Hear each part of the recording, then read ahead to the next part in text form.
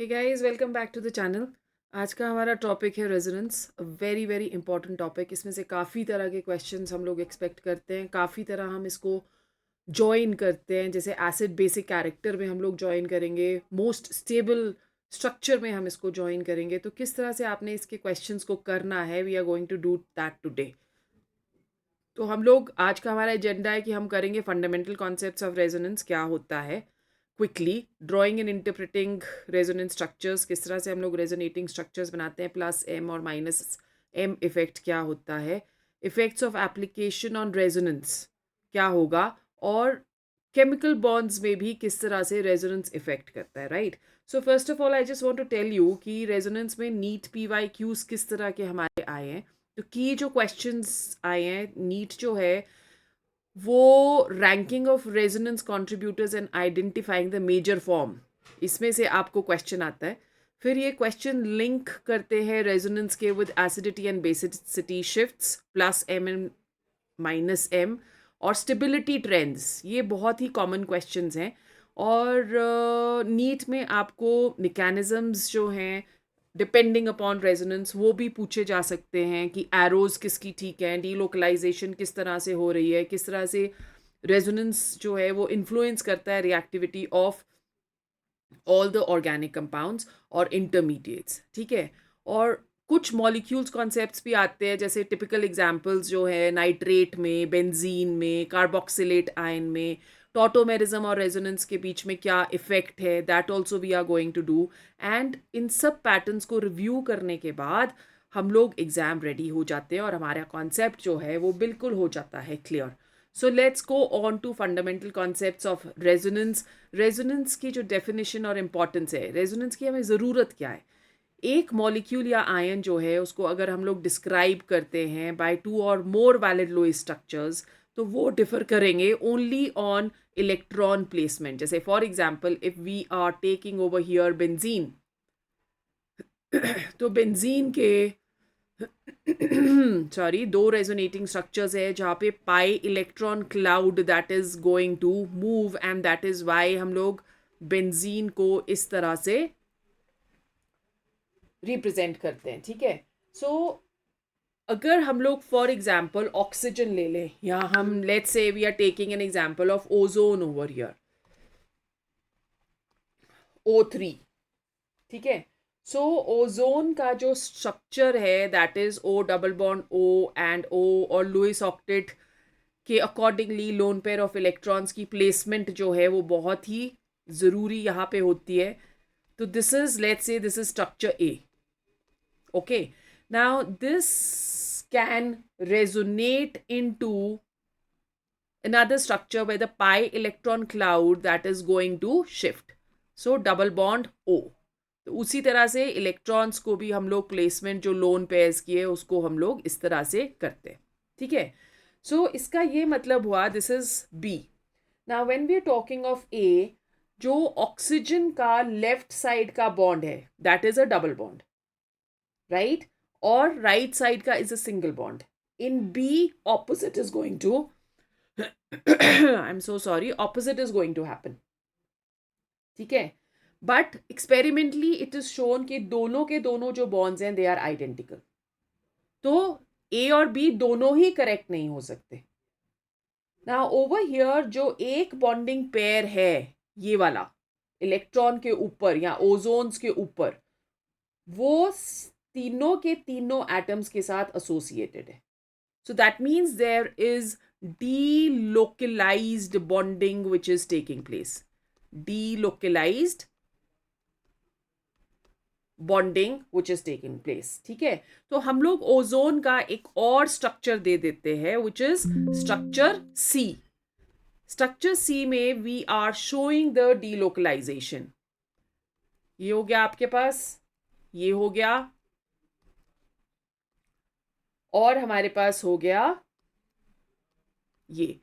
तो जो pi electron है वो शिफ्ट हो रहा है between these two oxygen.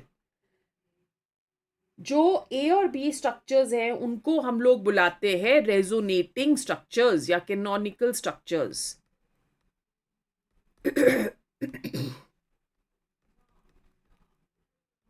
Okay. or whereas this structure, this is known as the resonance hybrid. Resonance hybrid. So let's say that this structure is C. अब जो bond length होती है O double bond O की, that is 121 picometers. Whereas O single bond O की जो bond length होती है, that is 145 picometers. But when we are looking at ozone, तो experimentally measured oxygen bond length over here is 128 picometer, जो कि suggest करता है कि रेजोनेंस हाइब्रिड जो है वो ही ट्रू रिप्रेजेंटेशन है. ओके, देन सेकेंडली मॉलिक्यूल को क्यों ये स्टेबलाइज कर रहा है. So when we are talking of the molecule over here, molecule को ये स्टेबलाइज करता है क्योंकि इलेक्ट्रॉन डीलोकलाइजेशन जो है वो चार्ज को स्प्रेड कर देती है. ठीक है, और उसकी वजह से ओवरऑल एनर्जी चली जाती है down. Energy is inversely proportional to stability, therefore stability हो जाती है इंक्रीज. एक्सप्लेन क्या करती है रेजोनेंस. तो ये रिएक्टिविटी पैटर्न्स को एक्सप्लेन करेगी, एज यू विल सी जैसे जैसे हम लोग आगे बढ़ेंगे कि किस तरह से ये रिएक्टिविटी पैटर्न्स को एक्सप्लेन करती है, किस तरह से ये एसिड और बेस कैरेक्टर्स को इसके ऊपर बेस्ड रहते हैं या चेंज करती है. Intermediate bond lengths as we have seen in the case of ozone कैसी होती है, और इलेक्ट्रॉन डिस्ट्रीब्यूशन जो है ऑर्गेनिक मॉलिक्यूल्स में किस तरह से होनी चाहिए. सो एरोज किस तरफ को जाने हैं, राइट. तो स्टूडेंट्स को क्यों ज़रूरी है ये, क्योंकि मैकेनिज्म एनालिसिस में हमारी हेल्प करेगी, प्रिडिक्शन ऑफ बिहेवियर्स में हमारी हेल्प करेगी, और फार्मास्यूटिकल्स में और बायोमोलिक्यूल्स में भी रेजोनेंस बहुत ज़्यादा हेल्प करती है. Now when we are talking of differences between resonance and tautomerism, you know what tautomerism is. So if we're talking of tautomerism, first let me just give you a slight idea about tautomerism and then we come back to this slide. तो tautomerism क्या होता है?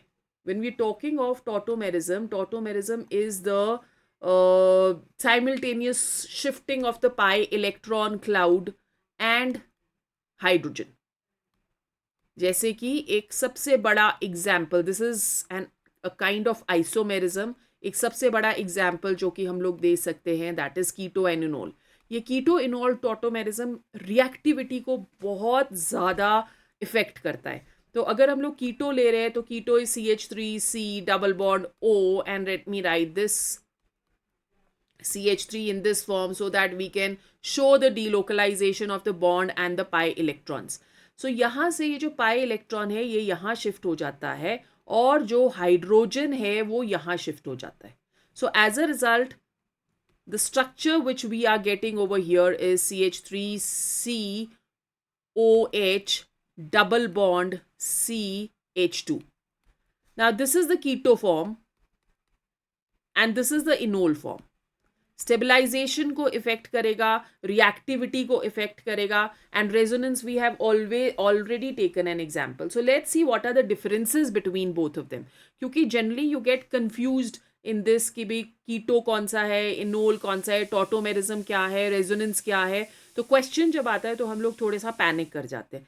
तो resonance definition क्या हुई, जो different structures of a molecule that very only in electron arrangement, no atomic positions, right?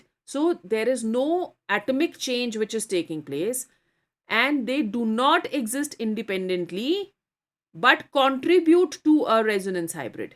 Whereas when we are talking of tautomerism, ये isomers होते हैं, protons में differ कर सकते हैं, इलेक्ट्रॉन पोजिशंस में डिफर कर सकते हैं, एज यू ऑलरेडी सीन की हाइड्रोजन में शिफ्टिंग होती है.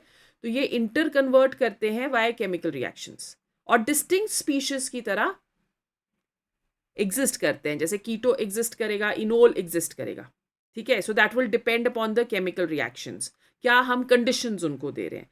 रेजोनेंस का एग्जाम्पल बेंजीन हमने ले लिया with delocalized pi electrons, right. There is no change in atomic position, please remember. Stability और रिएक्टिविटी को इफेक्ट करता है. इंडिविजुअल फॉर्म्स जो हैं वो आइसोलेबल नहीं है. Whereas keto enol tautomerism, as I have given you an example over here, proton transfer होता है इसमें, एसिडिटी को ऑल्टर करेगा, रिएक्टिविटी को ऑल्टर करेगा, बायोलॉजिकल एक्टिविटी को भी ऑल्टर करेगा, और हम लोग टॉटोमर्स को आइसोलेट कर सकते हैं वेरी वेरी इजीली. अब हमको किस तरह से ड्रॉ करने हैं और इंटरप्रेट करने हैं resonance structure, here where the catches from where you get the question.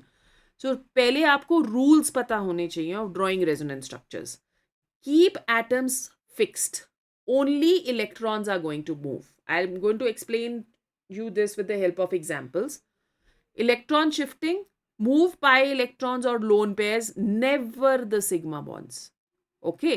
Octet rule, carbon, nitrogen, oxygen, fluorine, इन सबको satisfy करना चाहिए octets in all forms.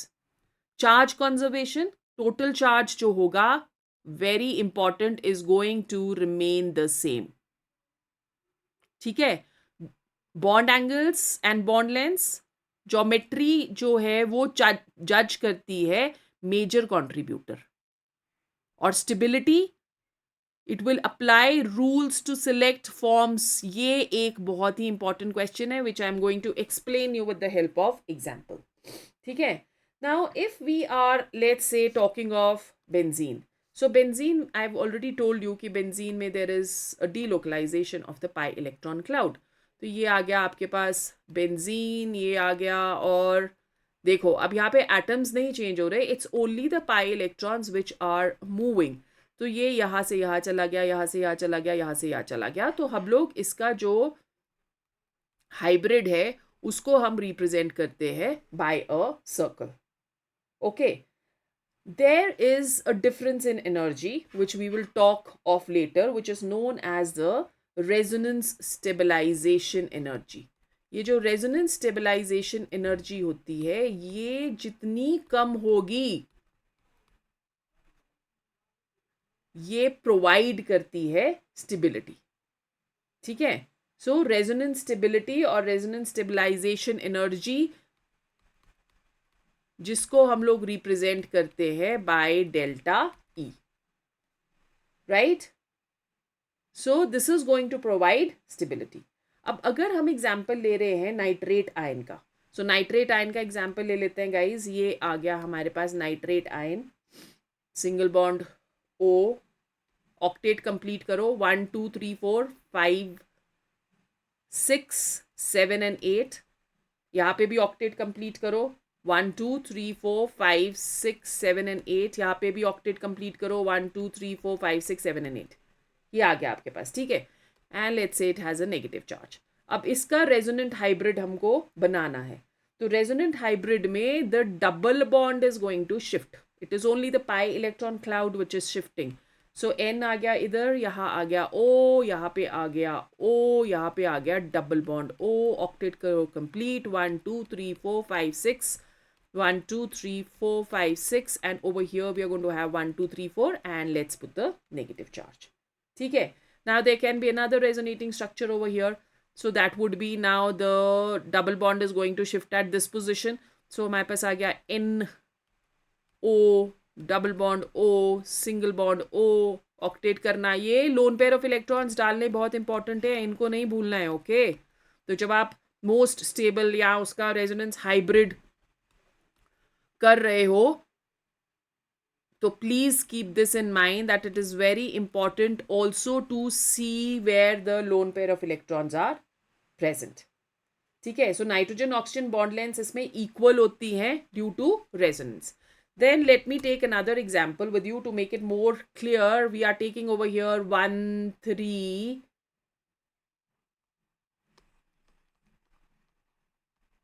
butadiene, right? So that is CH2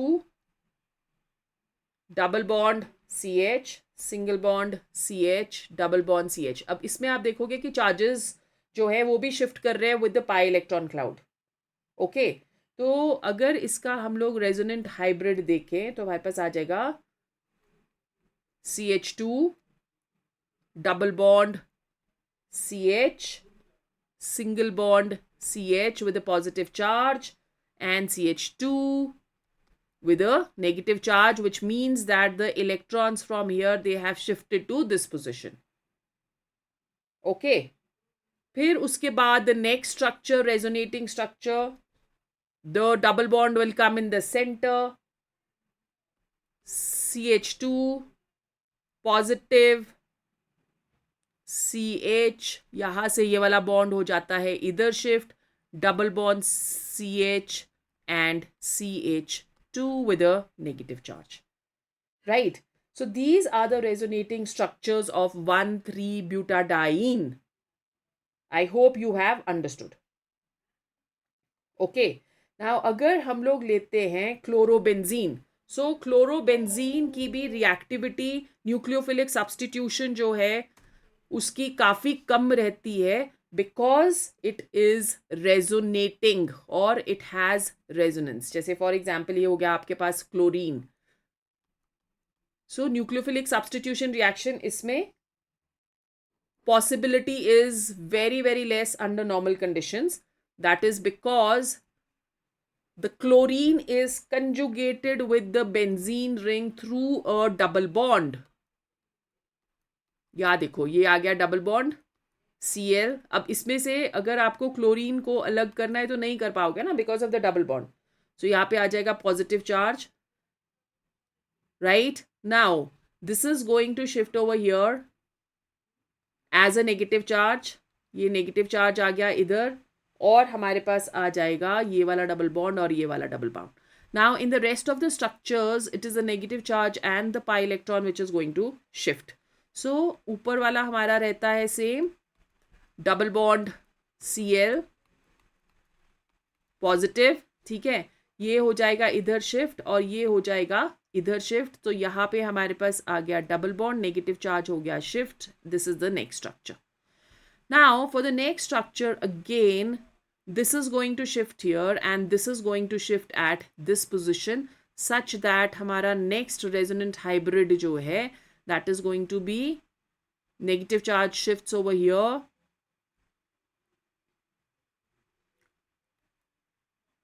double bond Cl.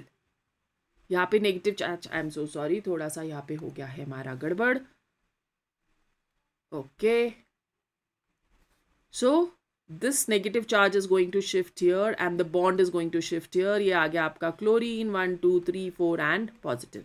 ठीक है, finally ये इधर shift हो जाएगा, ये वापस शिफ्ट हो जाएगा. There is complete delocalisation of the pi electron cloud which is taking place. So ये आ गया आपके पास क्लोरीन और यहाँ पे आ जाएगा बॉन्ड, यहाँ पे आ जाएगा बॉन्ड, यहाँ पे आ जाएगा बॉन्ड. ठीक है, so if you looking at structures 1 2 and 3, what do you see over here? What can you connect? What can you conclude? कि अगर कोई भी इलेक्ट्रोफाइल अटैक करेगा तो वो ऑर्थो पोजिशन पे अटैक करेगा. This is the ortho position, this is also the ortho position. और वो अटैक करेगा किस पे? It is going to attack on the para position. So let's say this is the para position. So इसका मतलब जो chlorine होता है और जो हेलोजेंस होते हैं, they are ortho-para directing. They will direct the nucleophile towards the the electrophile towards the ortho and the para position. Okay, so this is one very very important concept which we are going to do in our organic chemistry. Now, when you are talking of the conditions of resonance, तो जो canonical forms होते हैं वो differ नहीं होने चाहिए in atomic arrangement. Okay, so we will come to that also, but उससे पहले ये इंपॉर्टेंट है कि कर्व्ड एरोज और चार्ज डिस्ट्रीब्यूशन आपने कैसे दिखाना है. जैसे कि मैंने यहाँ पे क्लोरीन के एग्जाम्पल में करा है, या हमने यहाँ पे 1,3-ब्यूटाडाइन के एग्जाम्पल में करा है. तो इस तरह से आपको बहुत इंपॉर्टेंट है कि इलेक्ट्रॉन पेयर को ट्रैक करना. So curved arrows they start at a lone pair or pi bond and end at a new bond or lone pair as we have already done. Reflect charge redistribution. Arrow placement determines where the negative or the positive character develops, as we've done in the case of both the examples, in fact 3 examples which we've done. Now influencing dipole moment भी वो influence करेगा और stabilize भी करेगा. And also link to reactivity patterns. अब hashtag जो NEET है वो टेस्ट करता है रीडिंग ऑफ एरोज, जैसे कि हमने डायरेक्टिव इन्फ्लुएंस किया ऑफ द इनकमिंग इलेक्ट्रोफाइल. तो इलेक्ट्रोफिलिक और न्यूक्लियोफिलिक साइट्स कौन सी है, and to interpret resonance stabilized intermediates. ठीक है. Now what are the major and minor resonance contributors, उसको हम लोगों ने कैसे आइडेंटिफाई करना है. सारे एटम्स की कंप्लीट ऑक्टेट होनी चाहिए, जो कि स्टेबिलिटी को इंक्रीज करेगा, जैसे आपने नाइट्रेट में देखा, और कंट्रीब्यूट करेगा हाइब्रिड को. अब मेजर जो कंट्रीब्यूशन है, मिनिमल फॉर्मल चार्ज. स्ट्रक्चर्स जिसके पास फ्यूएस्ट फॉर्मल चार्जेस होंगे वो कंट्रीब्यूट करेगा more to the resonance hybrid. I will just explain this to you with the help of examples. Charge separation सिर्फ एक माइनर कंट्रीब्यूटर है. ठीक है. सो पॉजिटिव और नेगेटिव चार्जेस जो है उनकी सेपरेशन रिड्यूस करती है स्टेबिलिटी. और एक और जो माइनर कंट्रीब्यूटर है दैट इज इनकम्प्लीट ऑक्टेट. तो atoms which are lacking a full octet are least stable and least significant. तो इसमें आपको दो मेजर कंट्रीब्यूटर है, octet and minimal formal charge. ठीक है. So I am just going to the rules and explaining you कि यहाँ पे क्या होने वाला है. So let's see over here. Okay. तो इधर आपके पास कंडीशंस ऑफ रेजोनेंस अगर हम लोग लेते हैं, इसमें से आपको डेफिनेटली एक क्वेश्चन आता है, conditions of resonance. So conditions of resonance जब हम लेते हैं तो उसमें सबसे पहले ये है कि जो अनपेयर्ड इलेक्ट्रॉन्स हैं वो सेम होने चाहिए इन ऑल कैनोनिकल फॉर्म्स. तो अगर बेंजीन का स्ट्रक्चर आपको रेजोनेंस हाइब्रिड इस तरह से दे रखा है तो ये है गलत, इट इज रॉन्ग. ठीक है. सेकेंडली, जो पॉजिटिव चार्ज है वो होना चाहिए as far as possible on the less electronegative element. तो अगर हमारे पास HF है, तो अगर पॉजिटिव चार्ज तुमको यहाँ दिया है, मतलब आई am just taking an example, और नेगेटिव चार्ज आपको यहाँ दिया है, तो दिस इज करेक्ट. बट अगर आपको नेगेटिव चार्ज यहाँ दिया है और पॉजिटिव चार्ज यहाँ दिया है तो दिस इज रॉन्ग. ठीक है. लाइक चार्जेस एक दूसरे से बहुत बहुत दूर होने चाहिए. जैसे फॉर एग्जाम्पल अगर हम लोग ले रहे हैं, क्योंकि रिपल्शन हो जाएगी ना, कॉमन सेंस है, तो ये आ गया आपके पास डबल बॉन्ड N और नेगेटिव.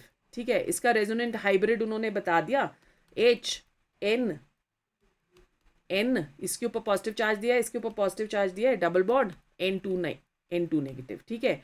और एक आपको और दे दिया which is HN, N positive, negative and triple bond N.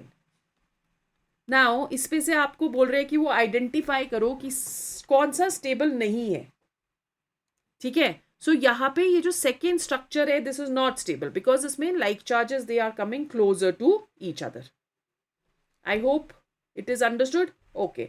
अगर बहुत सारे कॉन्ट्रीब्यूटिंग स्ट्रक्चर्स होंगे तो स्टेबिलिटी जो है वो इसके ऊपर डिपेंड करती है कि पॉजिटिव और नेगेटिव चार्जेस किस तरह से प्लेस्ड है. राइट. अगर ज्यादा नंबर ऑफ कोवलेंट बॉन्ड्स हैं, greater number of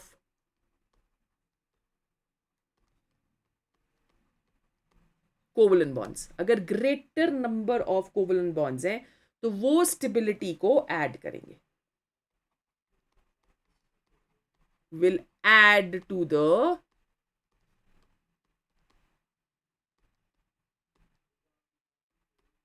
स्टेबिलिटी. ठीक है. अब अगर हम लोग लेते हैं BF3, तो BF3 में एक्चुअल बॉन्ड ऑर्डर जो है that is more than 1. Right. और इसके पास 54% पाई कैरेक्टर है. You know that the hybridization in this case is sp2. So resonating structures इसके हम किस तरह से लिख सकते हैं? Fluorine, fluorine and fluorine. ठीक है, लेट्स कंप्लीट द ऑक्टेट.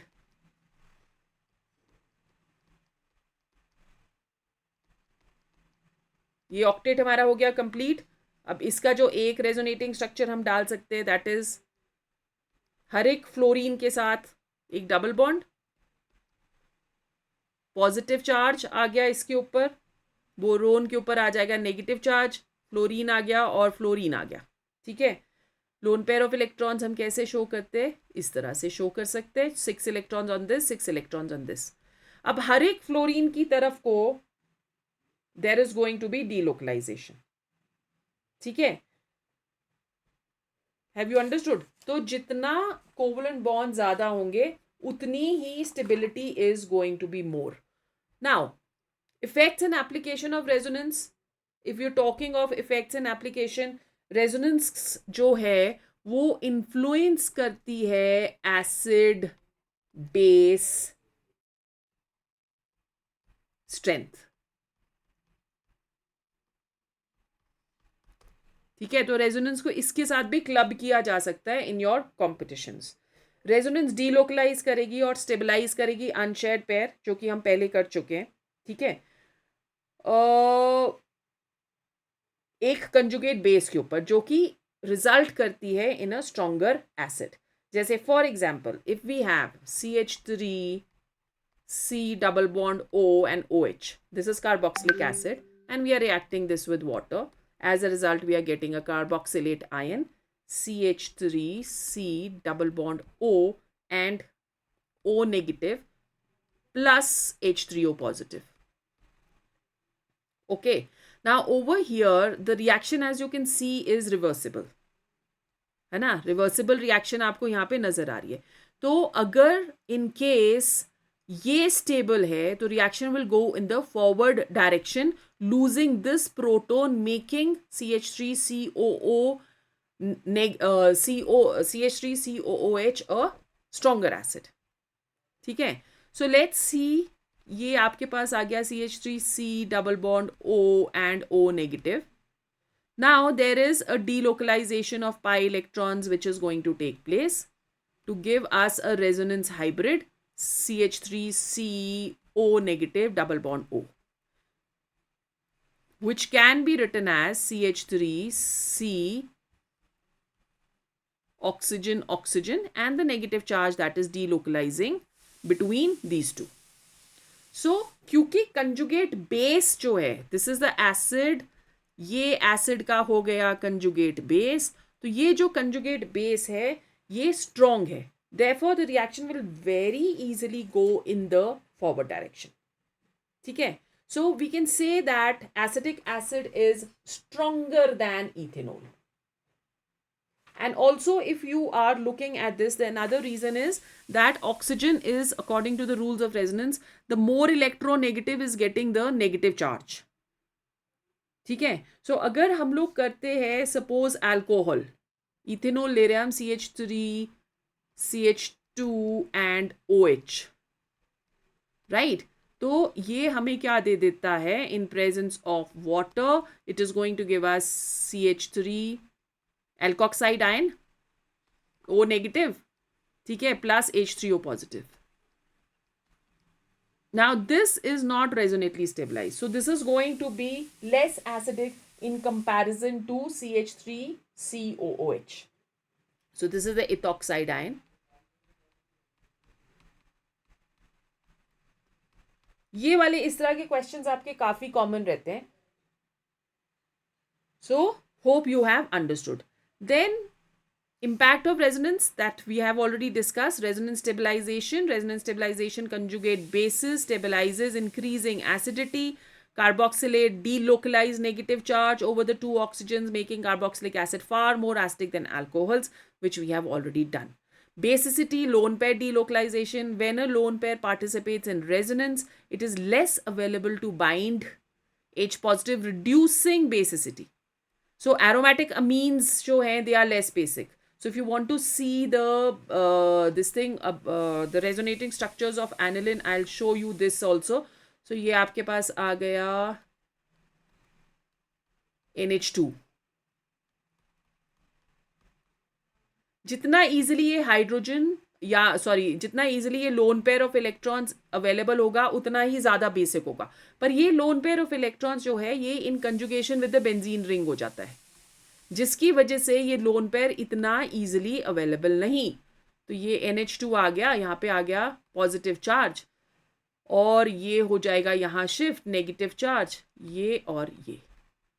तो क्योंकि लोन पेयर यहाँ पे इतना इजीली अवेलेबल ही नहीं है, तो इसलिए इसका basic strength is going to decrease. Okay, इसके rest of the resonating structures you can now, I am sure you will be able to draw. ठीक है. Now resonance that is also important in chemical compounds. Benzene में plus M और minus M effect, resonance and delocalization, 6 pi electrons are delocalized over the 6 sp2 carbons in a planar ring, giving benzene exceptional stability versus isolated alkenes. That is why the reactivity of benzene is less. Planar aromatic है, वो fully conjugated ring है, हकल rule को obey करता है और aromatic character और resonance energy को explain करता है. अब aromatic ring undergo electrophilic aromatic substitution as I have told you in the case of chlorine. Substituents जो हैं वो direct होते हैं to ortho and para, meta based on their activating और deactivating effect कि किस तरफ को वो direct कर रहा है. जैसे कि आपने क्लोरीन में देखा, that is ortho para directing. Now अगर हम लोग लेते हैं बेंजेल्डिहाइड का एग्जाम्पल, तो benzaldehyde is CH double bond O. ठीक है. सो लेट्स से कि अगर इलेक्ट्रोफाइल अटैक कर रहा है तो वो कौन सी पोजीशन पे जाएगा, ये चले जाएंगे इलेक्ट्रॉन्स यहाँ, ये चले जाएंगे यहाँ, तो इसका रेजोनेटिंग स्ट्रक्चर क्या हो गया, we have C single bond O with a negative charge. You can draw the electrons as well, 1 2 3 4 5 6. Hydrogen आ गया, यहाँ पे डबल बॉन्ड आ जाएगा, पॉजिटिव चार्ज आ गया इधर. ठीक है. सो क्योंकि पॉजिटिव चार्ज ऑर्थो और पैरा पोजिशन पे जाएंगे तो इलेक्ट्रोफाइल के लिए एक ही पोजिशन जो है वो वेकेंट है, विच इज द मेटा. सो और क्लियर हो जाता है अगर हम लोग नेक्स्ट इस पे जाते हैं, इसके स्ट्रक्चर पे ये आ गया हमारे पास. ठीक है. तो this is going to transfer over here at the para position, positive ये आ गया और ये आ गया. ठीक है. सो अब पॉजिटिव चार्ज आ गया पैरा पोजिशन पे, तो ऑर्थो पोजिशन भी वेकेंट नहीं है for the electrophile, para position भी वेकेंट नहीं है फॉर द इलेक्ट्रोफाइल, तो only position which is present is Meta. So that means benzaldehyde is Meta directing. ठीक है. So that is all for today's class, guys. I shall see you tomorrow with our next topic.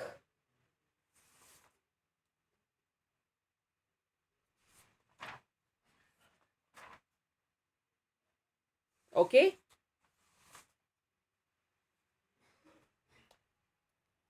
Till that time, keep practicing.